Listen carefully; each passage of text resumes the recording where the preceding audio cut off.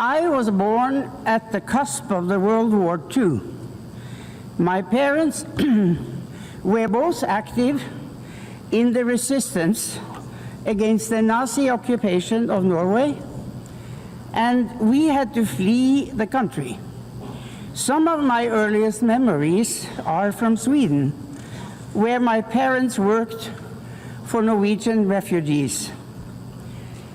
And I grew up in a Europe where the ravages of war were still clearly visible, where millions carried terrible scars on their bodies and their souls. It is against this background that the UN was founded, not as a symbol, but as a solemn promise. A promise to equip humanity with legal and diplomatic tools to prevent wars of conquest and domination. A promise to enshrine universal human rights as a bulwark against totalitarianism, racism, and oppression. A promise to foster peace, development, and dignity for all people. So, Madam President, let me highlight two areas where the UN has made an undeniable difference that also are part of particular importance to me personally. First, sustainability. When Secretary General Javier Pérez de Cuéllar asked me to chair the World Commission on Environment and Development, I accepted with great humility.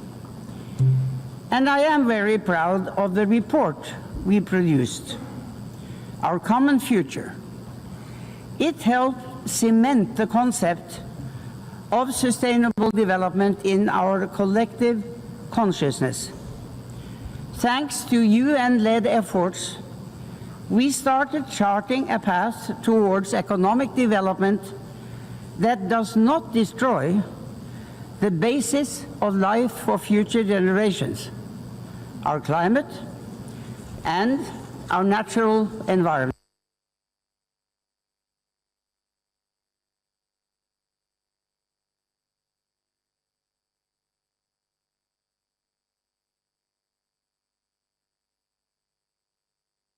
Gender equality. During the UN's International Year in I had just entered government for the first time. Where hardly knew how to deal with me. In 1979 came the UN Convention on the Elimination of All Forms of Discrimination against Women. In 1981, I became Prime Minister for the first time. In 1990,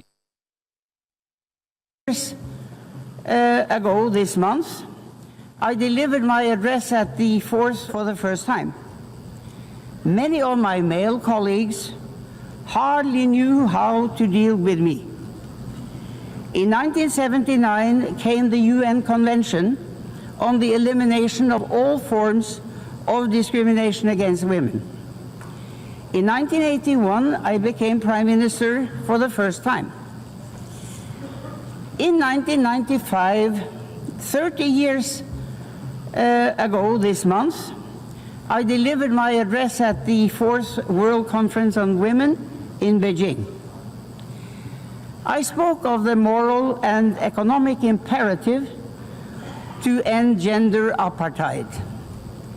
I believed too optimistically that we would have come further by now.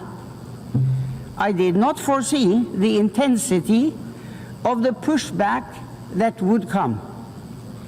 Even today, there are countries where not a single woman sits in the highest decision-making bodies, including among the P5. But despite such adversity, the UN has methodically worked to strengthen the position of women through education, through microfinance, through work for sexual and reproductive rights and health, and through intense and effective advocacy work. With resolve and determination, we will get there in the end. So, Madam President, I have lived longer than most of you.